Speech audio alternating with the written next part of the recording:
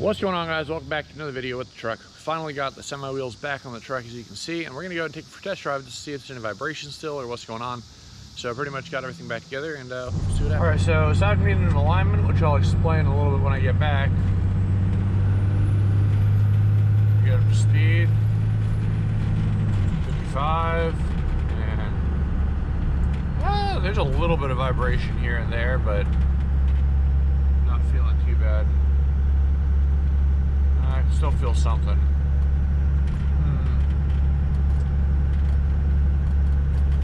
Alright, it's still there. Sick. Alright, so we're gonna go ahead and hop on the highway real quick and see how it feels, I guess. So probably needs just a little bit of an alignment. I did replace the upper control arm on this side. I haven't gotten it aligned yet, and we'll see what happens.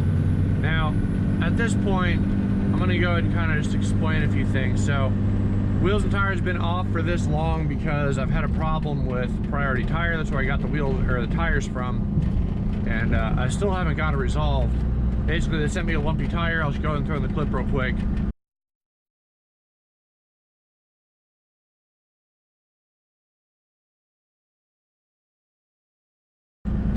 And as you can see, you know, there's a lump on the tire. So I pull it off. No one around here does like tire shaving or anything, so that was not really an option. So I contacted them for warranty replacement. They took forever and still no conclusion, but I just wound up ordering another tire because I was sick of it. But I can still kind of feel a little bit of a vibration, but I'm thinking at this point it'll probably just kind of wear itself out if it is a vibration from a lump or anything, and I'm not really going to worry about it that much. But I just want the wheels and tires back because, you know, they feel pretty nice.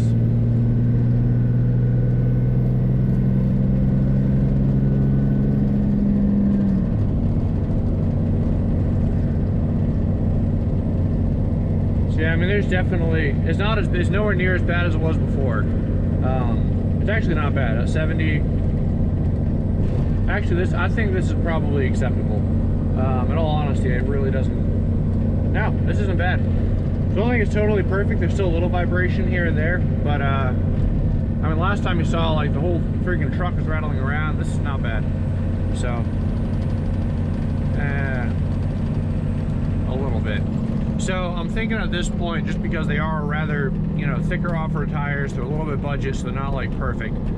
I have since learned, you know, kind of in the process, tires are about their smoothest after about 500 to 1,000 miles into their process. Pretty much any kind of lumps or rubber thickness issues basically get worn off as they're driving. So wherever the heaviest part of the tire is, or lump in this case, as it hits the pavement, it hits it harder than the rest of the tire. So as long as the wheel and tire is balanced properly and it's not going to like throw off balance, it won't just keep wearing that same spot.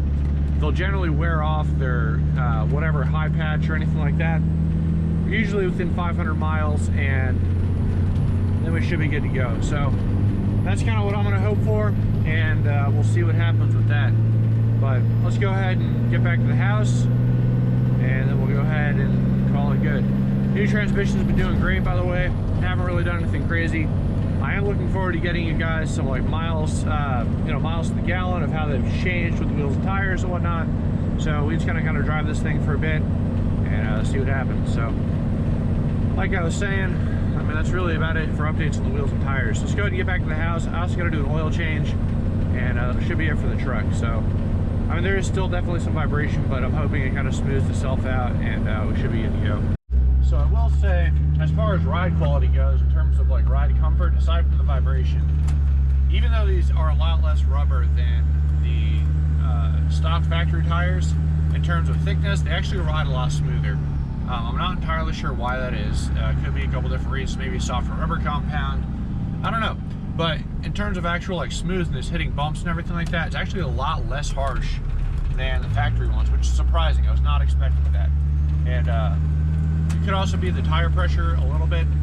The maximum PSI rating for these tires, they are load range E, is 60 PSI.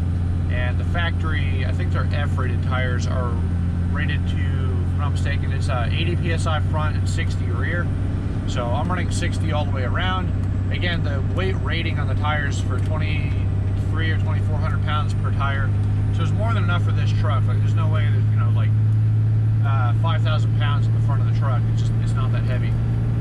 So it's not really a huge deal. But yeah, I'm at 60 miles an hour and definitely some vibration going on. But like I said, hopefully it'll wear itself out. I'm just not going to worry about it at this point. Yeah, well, you know, it is what it is. So I just kind of want to give a little update on ride quality and whatnot. And next up, at some point we're eventually going to wind up towing with this thing and see how it does. Now, if you're trying to run these exact tires, maybe go for something a little different. I know that Nitto runs some F-range. There's a couple other off-brands that do run higher rated tires. A little more expensive. These are about $220 a pop. Those are about $240, $250, but it's not really that big of a difference. So for what I do and what this older truck is rated to, which is 4,000 pound bed capacity payload and about 15,000 pound, or yeah, about 15,000 pound towing capacity, these tires are more than enough.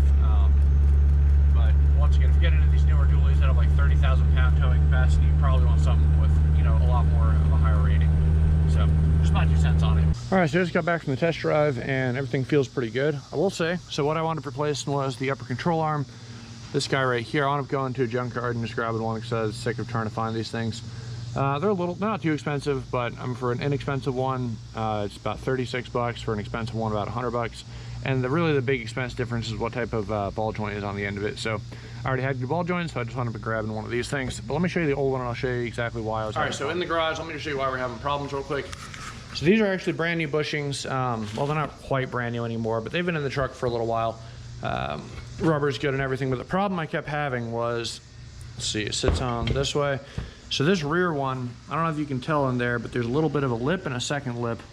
Same with back here. Actually, it's kind of obvious right there. But basically the issue that happened was this rear bushing, the old one, had gone bad on me. And usually when bushings go bad, the rubber starts cracking and it starts, you know, it moves around and the whole upper control arm can move around a little bit. It's not a safety threat issue, but it is definitely something that makes noise and is very irritating in that regard. My particular issue is actually, instead of the bushing going bad itself, somehow on the original one, you know, this is the original arm, but the original piece, the bushing basically got loose inside of this hole. So it's constantly clicking around, just making a bunch of noise. As a result, what I wound up doing is actually making the hole slightly bigger than it's supposed to be. So I went ahead and got a new bushing set, put it in, it fixed it for like maybe 1,000 miles, and then it eventually knocked itself out just a little bit, and it started banging around and making noise again. So I wound up going to the junkyard and just straight up replacing it. It's pretty much done messing around with it, and definitely way quieter on the front end now. And you know, it sucks, but this is also the one that had our holes. This is what they're supposed to look like, where our ball joints go through. This could have also been a source of noise, but you can see how it's all like elongated and just all jacked up. I think, I don't know if honestly I don't know what caused this, but I think what happened, actually there's like grinder marks. Okay, I know what happened. So what probably happened is someone had a ball joint bolt that broke off or got stuck in here, ground it out with a grinder, and it looks like they tried to re-weld where they went too far. And yeah, so basically this control arm is all jacked up.